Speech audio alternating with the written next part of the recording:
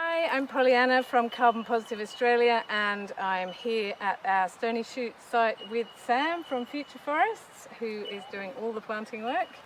Yep.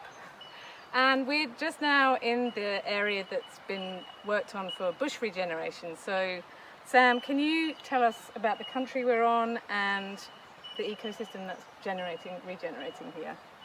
Well, behind us is a mix of dry rainforest and sclerophyll forest, and this coral tree here is a native coral tree. It's indicative of dry rainforest, with your brush box behind that too, which is the ecotone of a dry rainforest, which is also down that slope.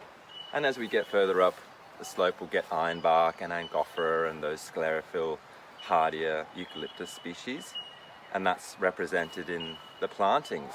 Depending on which aspect of the hill is or which gully we're planting, will change the mix to be appropriate for that aspect. But it's been difficult because there are many different slopes and gullies to That was accommodate. going to be my next question, is what are the challenges of doing bush regen in this area?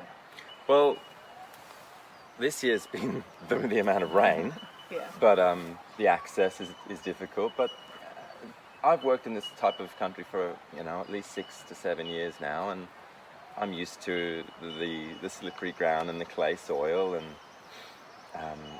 the high rainfall is, and of course the droughts the next year. So it's got challenges like most plantings and large scale agriculture or revegetation sites. So what would you expect to see happen in a regen site like this over the next few years?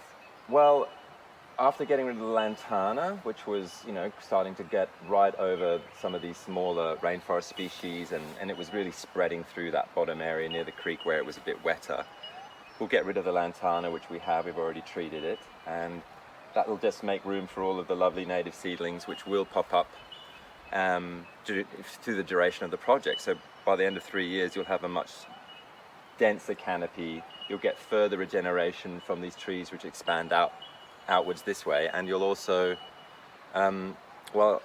this grass that we're standing in, the Setaria, it's a threatened species of native grass, and I would suggest that we do a little a burn through here, and then you'll get a lot of germination of wattle, eucalyptus, corimbia, and maybe even some ironbarks and things like that. So it's a great site. It's really, it has its challenges, and there has been quite dense weeds down the gully, but when you get up here, it's really nice country to work on. Yeah. Very nice.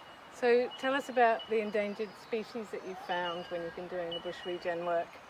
Oh, we found a endangered species down there on the creek, down at Webster's Creek, Desmodium acanthocladum, which is known as thorny pea, and it's very rare, and it gets a lot of local funding for projects in Lismore, and unfortunately I think a lot of it would have got washed away in that recent flood.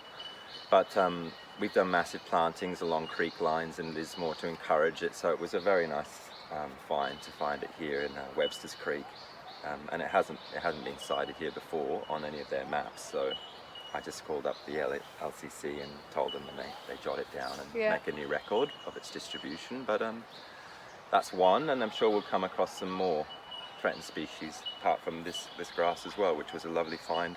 So is this kangaroo grass? Yeah, this is Themba kangaroo grass. Yeah. And Wonderful. Thank you. you're welcome.